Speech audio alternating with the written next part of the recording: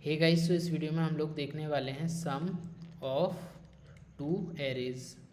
सो basically पहले मैं आपको प्रॉब्लम समझाता हूँ। प्रॉब्लम में क्या होगा, हमें फर्स्ट एरे की लेंथ दी रहेगी, लेट सपोज 3, और उसके एलिमेंट्स दिए रहेंगे। देन हमें सेकेंड एरे की लेंथ दी रहेगी, लेट सपोज 2, और उसके एलिमेंट्स दिए रहेंगे। हमें इनको सम करना है। तो हम क्या करेंगे, बहुत ही सिंपल क्वेश्चन है। तो हम क्या करेंगे, एक नया एरे बनाएंगे। इनमें से जो भी एरे की लेंथ ज़्यादा होगी, लेट सपोज 3 लेंथ ज़्यादा है यहाँ पे, तो हम वो 3 साइज़ का एक नया एरे बनाएंगे और उसमें हम स्टोर करते जाएंगे। तो 9 + 8 17, कैरी गया 1, 9 + 2 11 + 1 12, कैरी गया 1, 9 + 1 10, कैरी गया 1। अब हम इस कैरी को हम सी में स्टोर कर लेंगे और वो हम सी यहाँ पर प्रिंट कर देंगे, और ये एरे के elements as it is simple print कर देंगे। बहुत ही सिंपल क्वेश्चन है। चलिए इसे कोड करके देखते हैं और फिर आपको ज़्यादा अच्छे से अंडरस्टैंडिंग मिलेगी। तो हम सबसे पहले इंट n1 = scn.next इंट,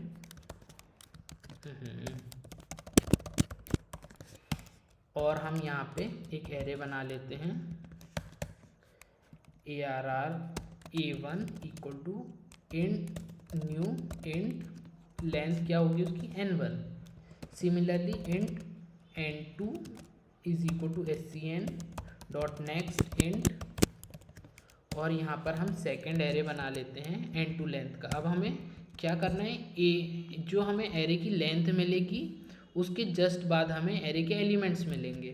तो हम यहाँ पर एरे की एलिमेंट्स स्टोर कर लेते हैं। For int i = 0, i n1, i++। अब क्या होगा, a1 of i = scn.next int. Similarly हम जो हमारा सेकेंड एरे है उसके लिए भी स्टोर कर लेंगे, बट ये हमारा a2 रहेगा।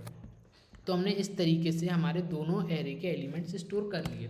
अब हम क्या करेंगे, इंट i, एक हम नया एरे बनाएंगे मैक्स लेंथ का। तो इंट सम एरे बना लेते हैं, न्यू इंट। इसमें क्या करेंगे, अगर n1 n2 से ज़्यादा है तो n1 लेंथ का बनेगा, नहीं तो n2 लेंथ का बनेगा। ठीक है जी। अब हम क्या करेंगे, इंट i = अब हमें लेंथ डिसाइड करना है, जो हमारे फर्स्ट एरे की होगी, सेकेंड एरे की होगी, थर्ड एरे की होगी।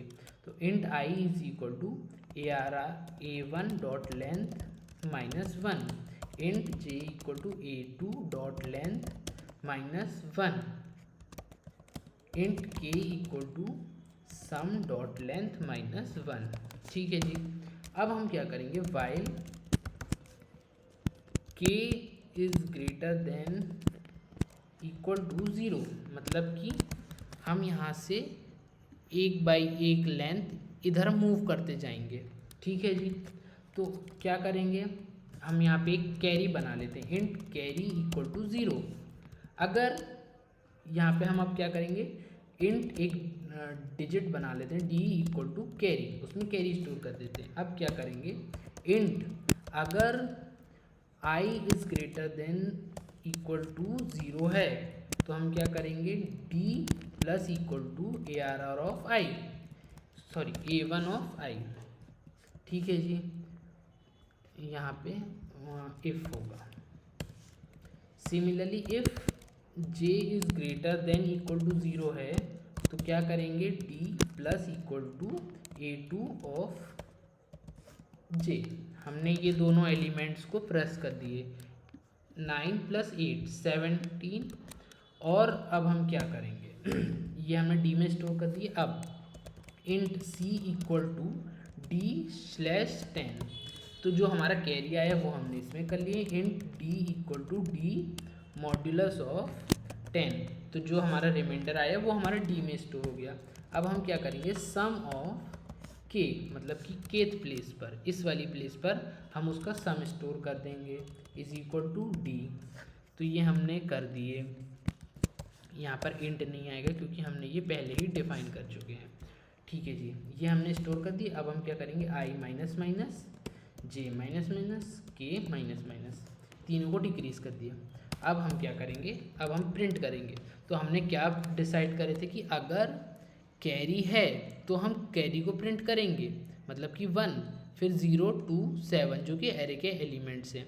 तो हम यहाँ पे चेक करेंगे कि if c is greater than equal to 0, c is greater than 0, तो हम क्या करेंगे, system dot out dot print ln c और for int val of sum. अब हम यहाँ पे वैल ऑफ सम करेंगे। ये एक फॉर लूप लिखने का ना एक तरीका है। फॉर वैल ऑफ सम से क्या होगा ना कि ये अब वैल में इंडेक्स नहीं आएंगे, सीधे वैल्यूज़ आ जाएंगी। वैल्यूज़ मतलब कि लेट सपोज अगर हमारा ये एरे है 3 साइज़ का, 0 इंडेक्स 1 इंडेक्स 2 इंडेक्स, और यहाँ पे वैल्यू है 8 3 5, तो वैल में ना 8 3 और 5 आएगा, 0 1 2 नहीं आएगा। तो ये बेसिकली एक शॉर्टकट है, आप कह सकते हैं फॉर लूप लिखने का, system dot out dot print ln val. चलिए इसे हम रन करके देखते हैं। Clear javac main dot Java. तो हम 3 साइज़ का एरे लेते हैं 9 9 9, फिर 2 साइज़ का एरे लेते हैं 2 8, और फिर क्या है, फिर तो हमें आउटपुट मिलना चाहिए था। फिर क्या बोल रहे हैं, यहाँ पे हमसे गलती हो गई ना, यहाँ पे हमें N2 करना चाहिए था, ये हमसे गलती हो गई। चलिए इसे सुधार लिए हैं, इसे फिर से रन करते हैं। क्लियर जावा सी जावा 3 9 9 9 2 2 8, तो हमारे आउटपुट आया 1027। हाँ जी बिल्कुल करेक्ट है। अब हम इसे ड्राई रन करके देखते हैं हमारे मेन लॉजिक को एक बारी क्विकली। ठीक है, तो हमारा मेन लॉजिक स्टार्ट हुआ है यहाँ से, कमांड है 4।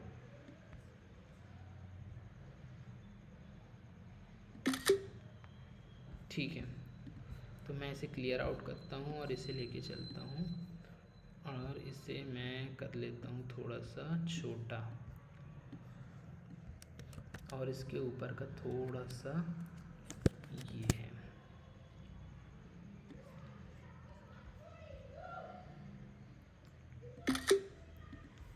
ये भी हम रख लेते हैं यहाँ पर।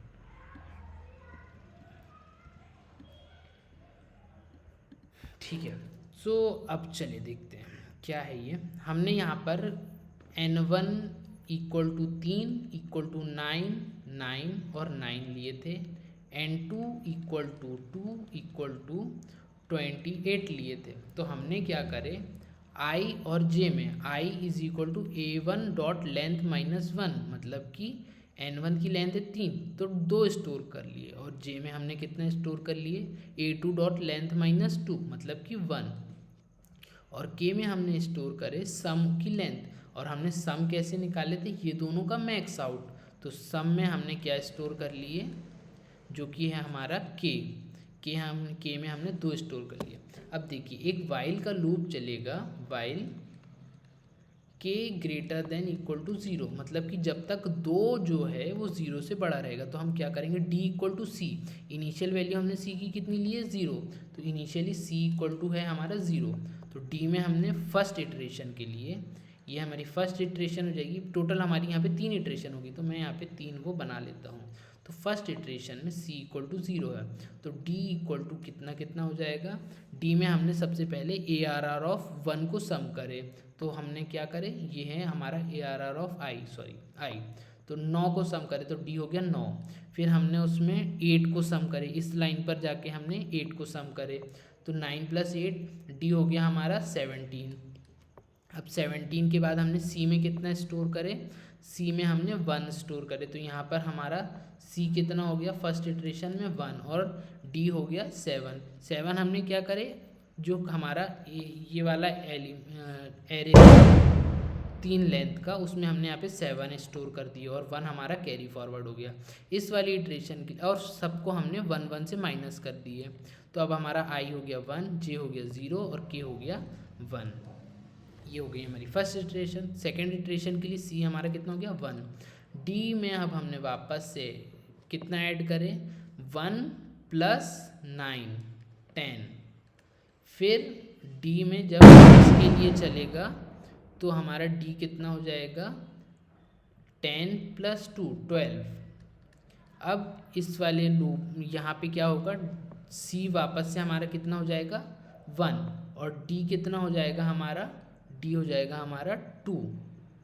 तो 2 हम क्या करेंगे इस वाले एरे में स्टोर करेंगे, और सी जो हमारा 1 है वो कैरी फॉरवर्ड होगा। अब वापस से सबको हम डिक्रीज़ कर देंगे एक एक से, तो सी हो गया, वाई हो गया 0, जे तो ऑब्वियसली -1 हो जाएगा, और के हो जाएगा हमारा 0। तो ये वाला जो लूप है हमारा k > 0 के लिए चलेगा, तो ये हमारी लास्ट इटरेशन होगी। तो d = 1 जो हमारा कैरी है +9 कितना हो गया 10। अब ये वाला लूप तो चल गया, ये वाला लूप नहीं चलेगा। फिर उसके बाद हम वापस से c = d/10 कर देंगे, तो c में कितना हो जाएगा, वापस से c हो गया 1, और d कितना हो जाएगा, d mod 10 मतलब कि d हो गया 0। उसके बाद हमने जो हमारा फाइनल था उसमें हमने 0 स्टोर कर दिए, 0 स्टोर कर दिए। अब यहाँ पे ये वाला लूप हो जाएगा टर्मिनेट, क्योंकि k अब माइनस हो जाएगा, k माइनस माइनस मतलब k हो गया -1, और i भी हो गया -1।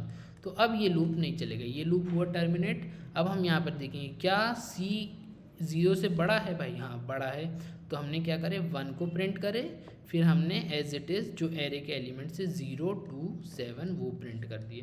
तो ऐसे हमारा आउटपुट मिल गया। आई होप आपको ये वीडियो समझ में आया होगा। अगर आपको अच्छा लगा है तो लाइक एंड सब्सक्राइब करिए एंड शेयर भी करिए, और हमारे नेक्स्ट एरे के सॉल्यूशंस और प्रोग्राम्स इसी चैनल पर अपलोड होते रहेंगे, तो वॉच करते रहिएगा। Thank you.